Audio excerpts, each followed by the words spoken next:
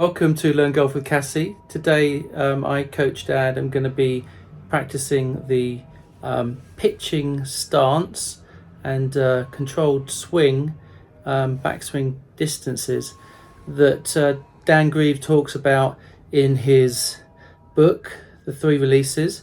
And we're looking at launch stance A1, A2, A3. So let's get into it and see what that all means.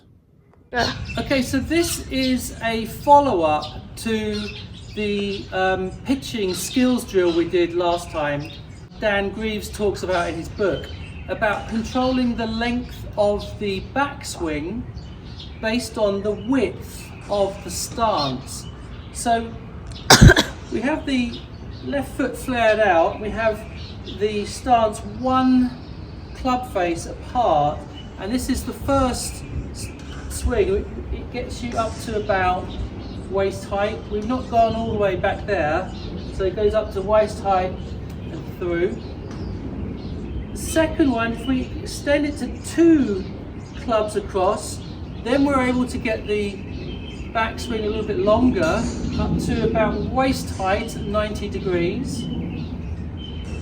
And then the third one is 1, 2, 3 clubs apart, and this enables us to go up to shoulder height. So we've basically got 3 stances and 3 backswings.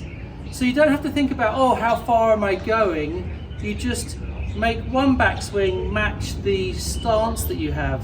So for the first one, this is our short one.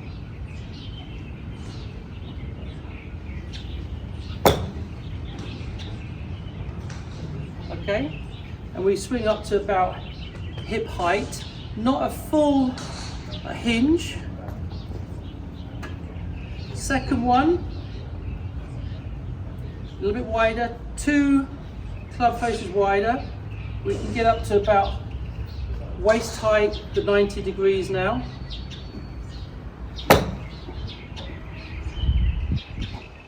Gives us a little bit more swing. And 3 enables us to go to shoulder height, which is like 10:30.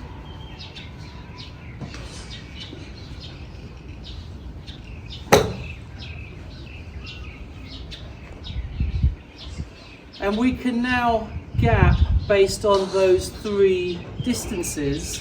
And then if we want to go a little bit further, we just change the club to 52. If we want to go a little bit shorter, I've got the 56 here or the 60. Okay, let's look at my Rapsodo data when I was testing out that theory, and we're still only going 1-for-1 club head speed to ball head speed. Let's see what we got. We have the sandwich here. I was doing the stance A1, A2, A3.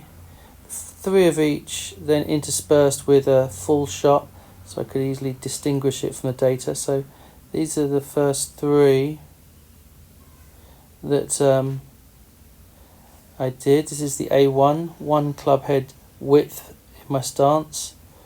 And you can see club head speed was pretty much the same, ball speed really close, smash factor right up there as I wanted, near the 1.0, but certainly within the threshold. And carry yards 21, 22, 19, and the launch angles all within a degree of each other. So we know now, or I know, my sand wedge with the swing is carry 21, 22, and roll out 4 or 5 yards. Let's just see one. So I feel like I'm going back to hip height, not a full hinge. In fact, I'm going probably to about waist height.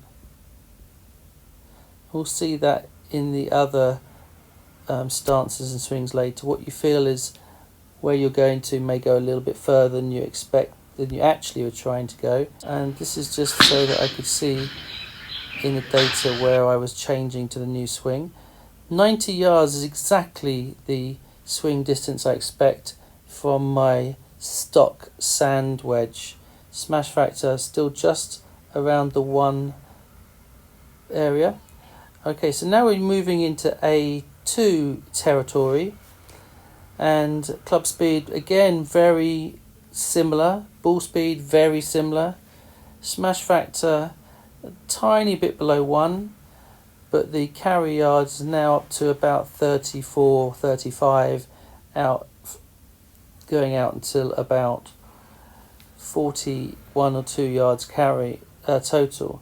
Let's take a look at one of these.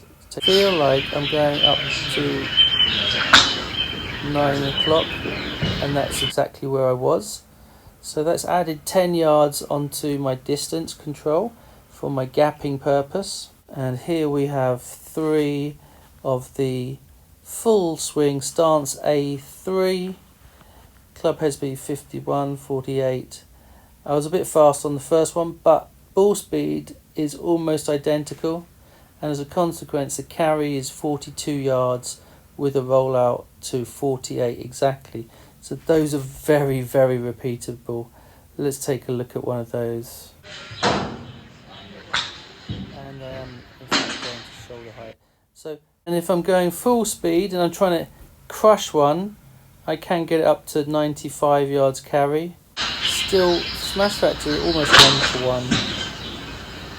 But I've just increased the club head speed. So there's 95 yards, 92 yards. So I've now got 4 distances. My full shot, which is 90 to 95, and my A3 shot, which is 40 to 42, going total 50, and I've got my A2 shots, which are carrying about 35, 32, 33, 34, rolling out to about 40, and I've got my sand wedge, the A1 position, going about 21, 22 yards with a little bit of rollout. Okay, so thanks very much for watching. I hope that's been interesting. Taking the basic principles from the Dan Grieve's book and the videos he's got, watch those videos, he's excellent. I wanted to see this for myself. It's similar to what I've been doing, but there's a few adjustments which are interesting, and I want to take them to the course to see whether they will be useful for me on the course, because obviously when you're watching it on videos with Dan Greaves, and he's excellent, as I say, he's done this a billion times because he works at a golf short game facility at Woburn, which looks fabulous. So he's hit those thousands and thousands of times. For you and I, we get out on the course once a week, maybe get to the driving range once a week also, but can we actually turn that into a workable, usable system that's going to save us shots? Okay, comment below. I'd love to hear about how it's working for you. Bye bye.